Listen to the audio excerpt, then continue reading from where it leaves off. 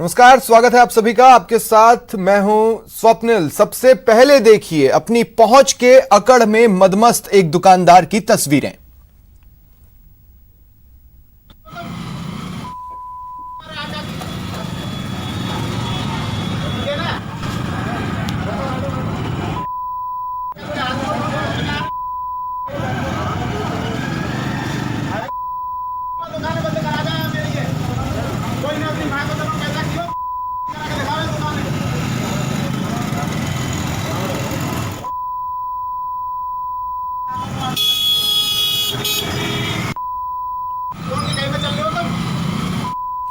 एक के बाद एक अपशब्द कहता ये जो शख्स है वो एक ऐसा दुकानदार है जिसने सरेआम जमकर गाली गलौज की, धमकियां दी कि अगर किसी में हिम्मत है तो मेरी दुकान बंद करके दिखाए।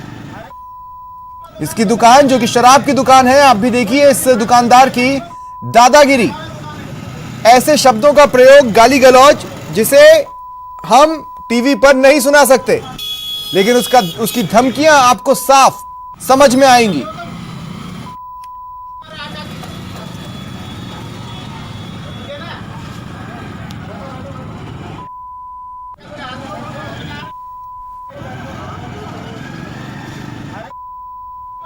और अब समझिए आखिर क्यों दादागिरी पर उतरा ये दुकानदार।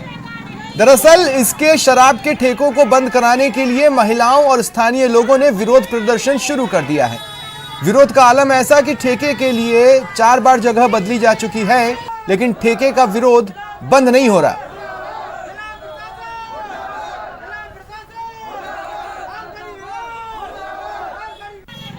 आज जब ठेका खोला गया तो महिलाओं और इलाके के लोगों ने जमकर नारेबाजी की। इस बार कोतवाली के बासन गेट पर बुधवार से इस ठेके का विरोध हो रहा है। विरोध के बीच ठेका खुला तो महिलाओं ने सड़क पर बैठकर प्रदर्शन किया। इनकी शिकायत है कि ठेके के पास ही प्राचीन मंदिर है जहां महिलाएं पूजा करने जाती हैं। ठेका खुलने से वहां शराबी जुटेंगे, उत्पात मचाएंगे, महिलाओं के ऊपर छींटाकशी शुरू कर देंगे।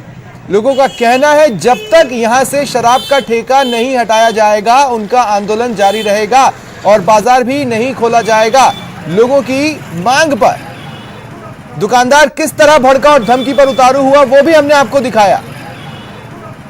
एक मंदिर के पास ये दुकान खुली है, बेहद पास में वो मंदिर है। ऐसे में महिलाओं को इस सड़क से होकर, इस दुकान के सामने से होकर मंदिर जाना पड़ेगा और वहां पर मौजूद शराबी इन्हें परेशान करेंगे। इस शिकायत को लेकर यह प्रदर्शन चल रहा है, लेकिन दुकानदार को ये प्रदर्शन, ये मांग रास नहीं आ रही और वो अपनी पहुंच का हवाला देते हुए लोगों को उकसाने की कोशिश कर रहा है, डराने की कोशिश कर रहा है कि अगर दुकान बंद करवा सकते हो तो करवा के देख लो। और साथ ही जिस तरह से गालियां दनादन वो दे रहा है, अपने आप में सवाल खड़े करती है। शराब का ठेका खोला जाए क्योंकि यहाँ पर हमारे बाले बच्चे भी होते हैं, महिलाएं भी यहाँ से ज़्यादातर सामान लेकर जाती है। इधर दूध का काम होता है, इधर कन्फेक्शनरी का काम है और सारा ग्रोसरी का सारा सामान यहाँ से खरीदा जाता है। परचेसिंग के लिए महिलाएं ही यहाँ पर आती हैं सुबह और शाम। जिस टाइमिंग में ये शराब के ठेके खोले जाते हैं 7 से 5 बजे तक, उस टाइमिंग में ही यहाँ पर महिलाएँ ज़्यादातर सामान खरीदने आती हैं। अगर महिला, इतना ब्रॉड यहाँ पर एरिया नहीं है कि रात के आधी रात में आके महिलाएं खरीदे, लेकिन उसी टाइम में अगर सरकार इस मुद्दे को अगर नहीं देखेगी, और मैं तो कहती हूँ गली मोहल्ला है, गली मोहल्ले कहीं भी नहीं खुलना चाहिए। ये बिल्कुल मंदिर के बराबर जैसी दीवार पर शराब का ठेका खोला जा रहा है, जो हम नहीं चाहते। मेन मार्केट में ये शराब का ठेका खोला जा रहा है, यहाँ के छोटे छोटे बच्चे उस शराब को पिएंगे और ये पूरा विरोध के प्रदर्शन में हम लोग खड़े हुए। क्योंकि हाई सोसाइटी के लोग रहते हैं, व्यापारी ज़्यादा हैं, यहाँ दूध का काम भी होता है, परचून का भी काम होता है। तो यहाँ लोग जो दूध और महिलाएं जो लेने आती हैं और देसी शराब का ये ठेका खुलेगा इनके माध्यम में, तो लोगों को असुविधाएं हो रही हैं और लोग इसीलिए त्रस्त हैं। ठेके से परेशानी जब खुल जाएगा उसके बाद जो परेशानी आएंगी। और शिव कुमार हमारे सहयोगी हमारे साथ फोन लाइन पर मौजूद हैं। शिव कुमार, देखिए लोकतंत्र में सभी को अपनी मांगे उठाने का अधिकार है और शांतिप्रिय तरीके से वो ऐसा कर सकते हैं जो कि वहां पर चल रहा है। लेकिन जो मैं नहीं समझ पा रहा हूं वो ये कि जब एक दुकानदार बीच सड़क पर खड़े होकर गाली गलौज कर रहा है, गालियां दे रहा है, ये कह रहा है कि किसकी शह पर चल रहे हो तुम मेरी दुकान बंद नहीं करवा पाओगे, ऐसे में वो किस पहुंच पर इतरा रहा है? जी बिल्कुल स्वप्निल, मैं बताना चाह रहा हूं कि ये जो शराब का ठेका है आज बासन गेट पे जो जबरदस्ती ये खोला गया था, लोग वहां पर विरोध कर रहे थे। महिलाएं कल से ही सड़कों पर उतरी हुई हैं और पूरी तरह से विरोध कर रही हैं। यह इलाका संभ्रांत इलाका है, यहाँ पर बढ़िया लोग रहते हैं और यहाँ पर दुकान है, दूध की दुकान है और महिलाओं से जुड़े आइटमों की दुकान है। महिलाओं का इस रोड पर होके आना जाना लगा रहता है और यहाँ पर ये शराब का ठेका अब खोल दिया गया है। पुलिस और प्रशासन और जो आबकारी विभाग है उनके भी अधिकारी वहां पर आए थे, लोगों को समझाया था लेकिन नहीं माने। लेकिन जब दुकानदार भी इसको लेकर आक्रोशित हो गया और जब विरोध महिलाएं कर रही थी और वहां के लोग विरोध कर रहे थे, वो गाली गलौज पर उतर आया। हम और पूरी तरह सबको गालियां देने लगा, धमकी देने लगा और कह रहा था कि देखता हूं कौन मेरे ठेके को चलने से यहाँ रोकता है। उसकी ये धमकी वहां पर पुलिस वाले खड़े होकर भी सुन रहे थे, लेकिन किसी ने भी उसको टोकना मुनासिब नहीं समझा और वो भद्दी भद्दी गंदी गंदी महिलाओं को गालियां दे रहा था, वहां के लोगों को गालियां दे रहा था।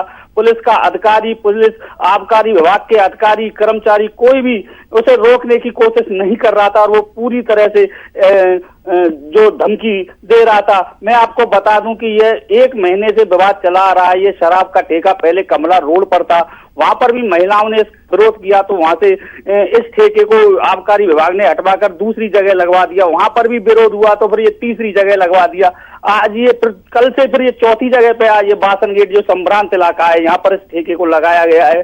तो इसका भी यहाँ की महिलाएं विरोध कर रही हैं और महिलाओं का कहना है कि वह इस ठेके को यहाँ चलने नहीं देंगी, क्योंकि यहाँ पर एक मंदिर है, प्राचीन मंदिर है, 150 साल से भी पुराना यहाँ पर मंदिर है। महिलाओं का सुबह शाम मंदिर आना जाना लगा रहता है। हालांकि अभी लॉकडाउन चल रहा है, मंदिरों के बंद है, लेकिन जब लॉकडाउन खुल जाएगा उसके बाद आना जाना महिलाओं का लगा रहेगा। तो उनका कहना है। मैं शिव एक बात पूछना चाहता हूं कि जब ये शराब की दुकान वाला वहां पर इस तरह से धमकियां दे रहा था, डरना लोगों को चाहिए था, लेकिन खाकी क्यों डर गई?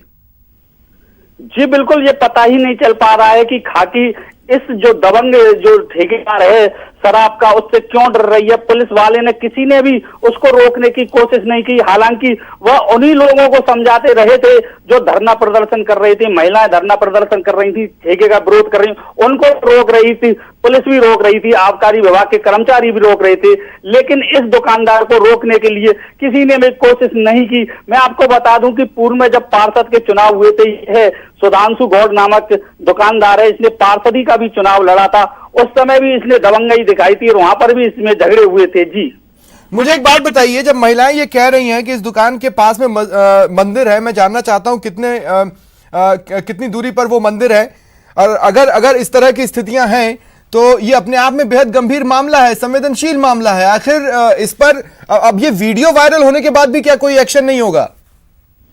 जी बिल्कुल, मैं बताना चाहता हूँ, ये जो शराब का ठेका है वहां से चंद दूरी पर ही मंदिर है और ठेके के पास से ही वो मंदिर दिखाई देता है, लेकिन ये देसी शराब का ठेका है, यहाँ पर लोगों का आना जाना लगा रहेगा।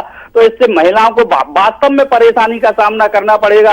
और अभी पुलिस प्रशासन द्वारा भी अभी कोई कार्रवाई नहीं की जा रही है, उल्टी वो चाह रहे हैं कि यहीं पर ये शराब का ठेका खुल जाए। आम जनता की भावनाओं को पुलिस नहीं समझ रही है, ना ही आबकारी विभाग के अधिकारी समझ रहे हैं, ना प्रशासन का कोई अधिकारी इस बात को समझ पा रहा है, और वो सिर्फ शराब का ठेका इसी जगह पर खुलवाने की प्रयास कर रहे हैं। ये कारण पता नहीं चल पा रहा है कि आखिर क्यों इसी जगह पर ये शराब के ठेके को खुलवाने के लिए जोर दिया जा रहा है। अगर और जिन्हें जवाब देना है वो फिलहाल फोन नहीं उठा रहा है, ये भी मैं बताना चाहता हूं शिव यहाँ पर। बहुत बहुत शुक्रिया आपका हमारे साथ जुड़ने के लिए और तमाम जानकारी के लिए।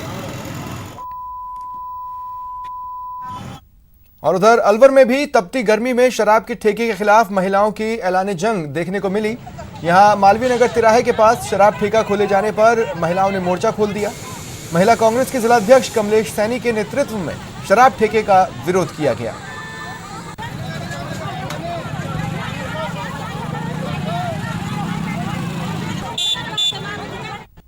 परेशानी तो सबको पता है, क्या पता है, स्कूल है, कॉलेज है, सब कुछ यहीं है, इधर सब लोग रहते हैं, निकलना यहीं से होता है। कल को यहाँ दारू पी के पड़े रहेंगे, किसी को भी छेड़ सकते हैं, किसी के साथ हादसा भी हो सकता है। क्या मांग है?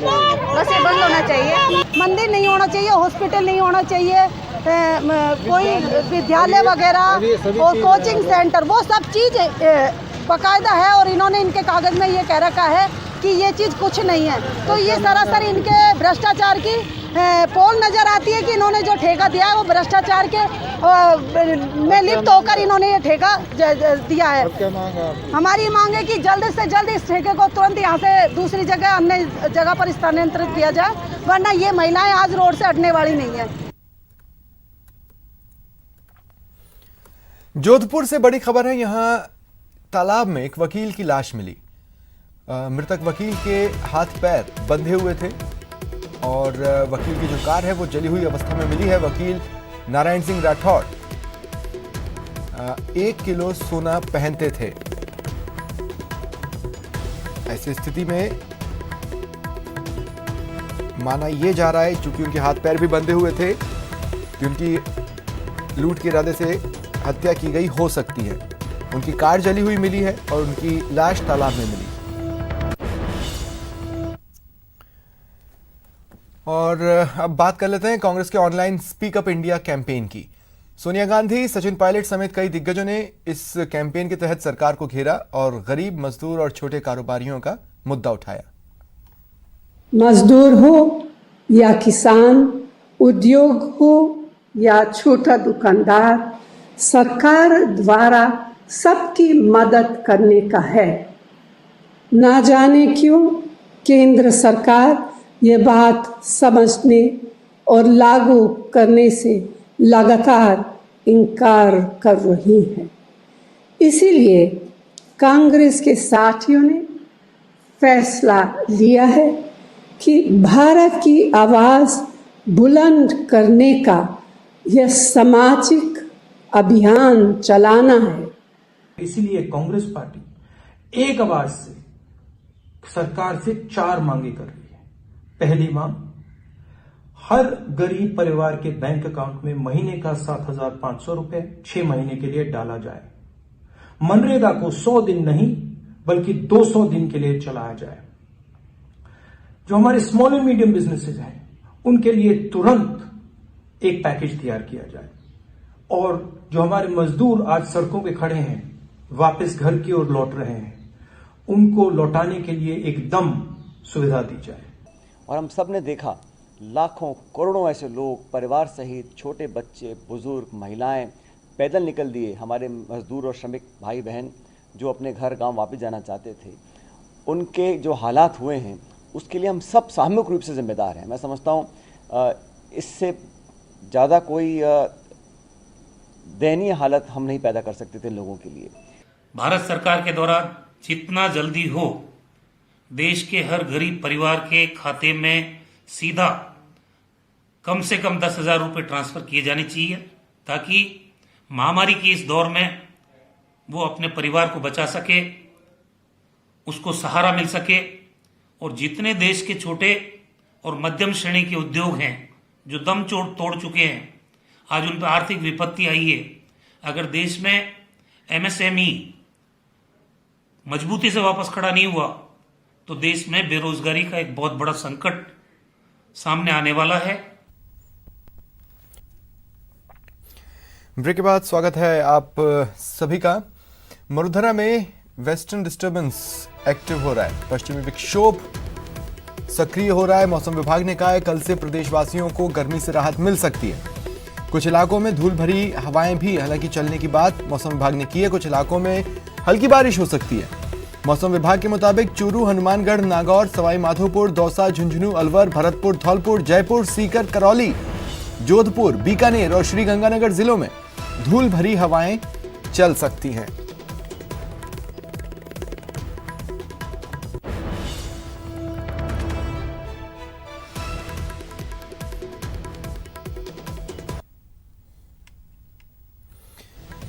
पच्चीस मई से शुरू हुए नौतपा के दौरान राजस्थान का सीमावर्ती जिला श्रीगंगानगर में सूर्यदेव लगातार आग उगल रहे हैं। नौतपा के दौरान जिले के अधिकतम तापमान में लगातार बढ़ोतरी हो रही है, जिसकी वजह से लोगों की दिनचर्या काफी बदली है। लोग लॉकडाउन और तेज गर्मी की वजह से अनावश्यक रूप से घरों से बाहर नहीं निकल रहे, जिससे सड़कों और बाजारों में सन्नाटा पसरा हुआ है।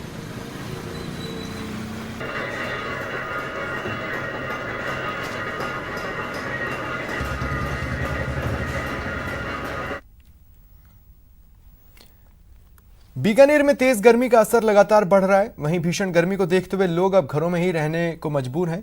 इस वजह से ठंडे पदार्थों की तरफ ज्यादा आकर्षित हो रहे हैं। हालांकि बीकानेर में जगह जगह भीषण गर्मी को देखते हुए शीतल जल की मटकियों को रखा गया है ताकि लोगों को आराम मिल सके।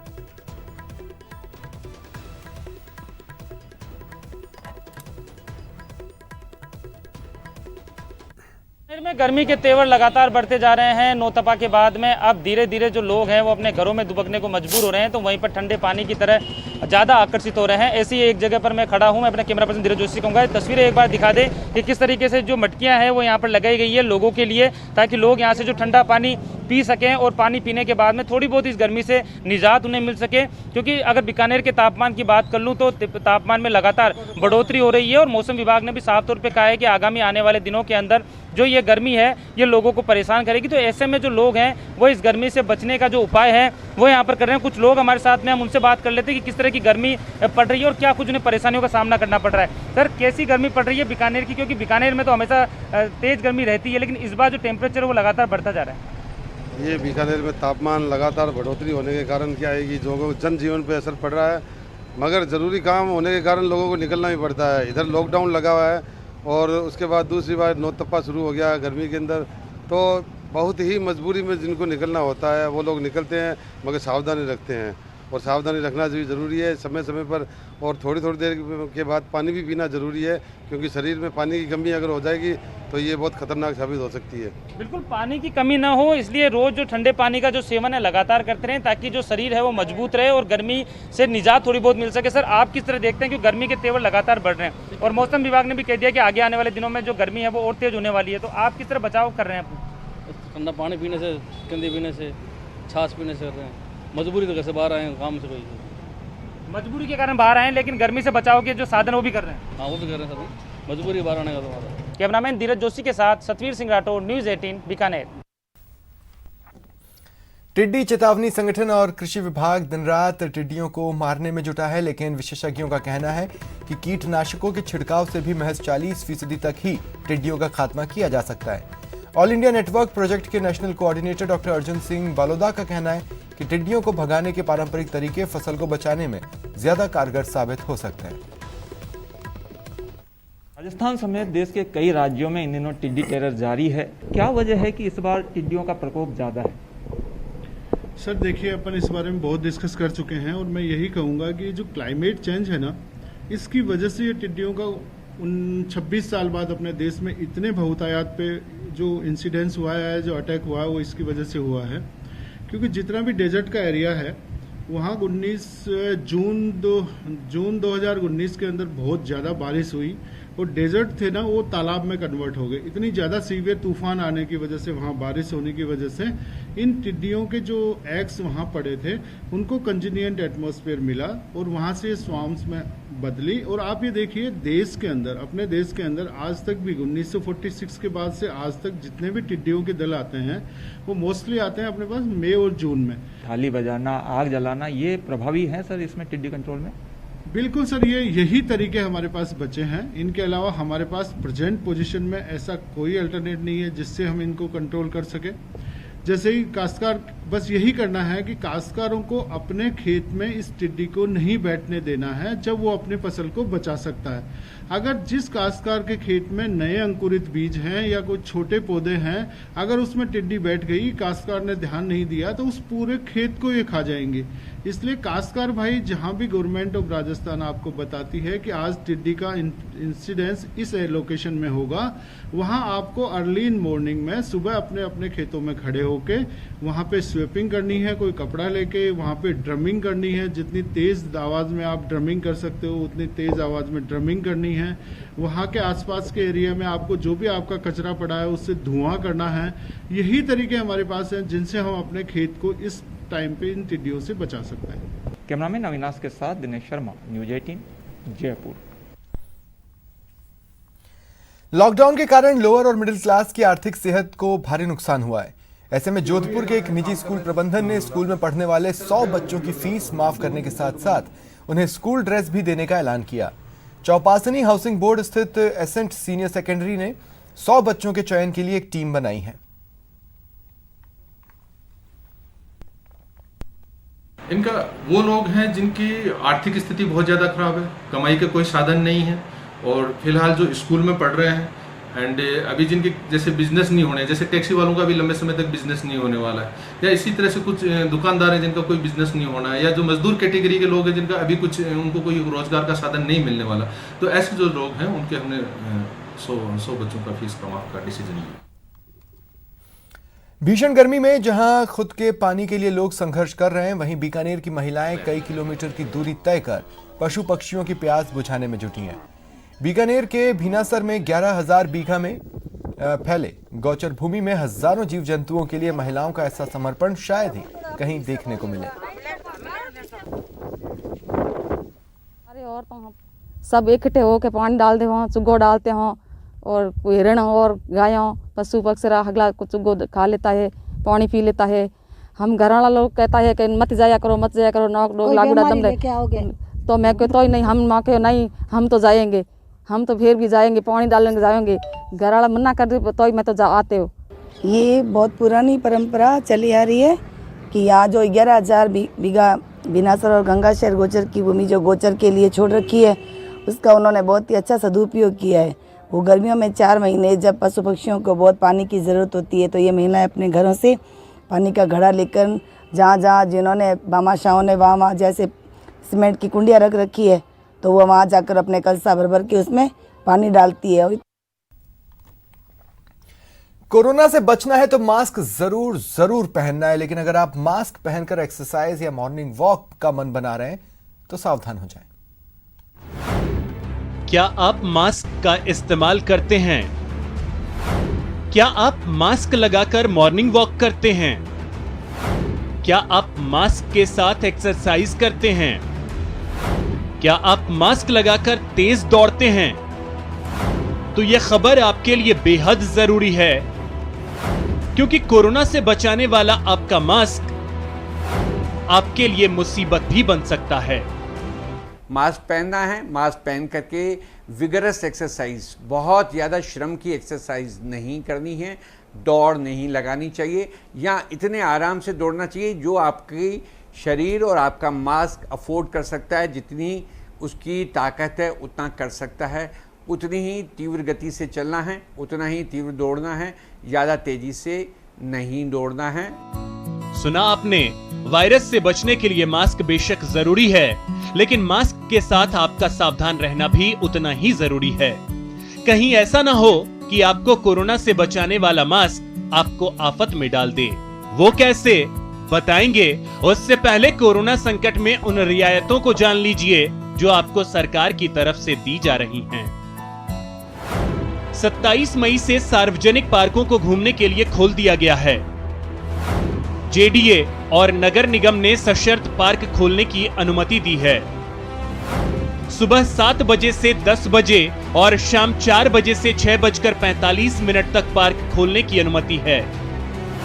इस दौरान लोगों को पार्क में मास्क लगाना अनिवार्य होगा और सोशल डिस्टेंसिंग का पूरा पालन करना होगा। और मास्क पहनना इसके लिए निहायत ही ज़रूरी है, क्योंकि जो भी वायरस हमारे शरीर में जाएगा वो ड्रॉपलेट के थ्रू जाएगा और नाक और मुंह के ज़रिए जाएगा, और उससे बचाव के लिए मास्क सबसे अच्छी चीज़ है।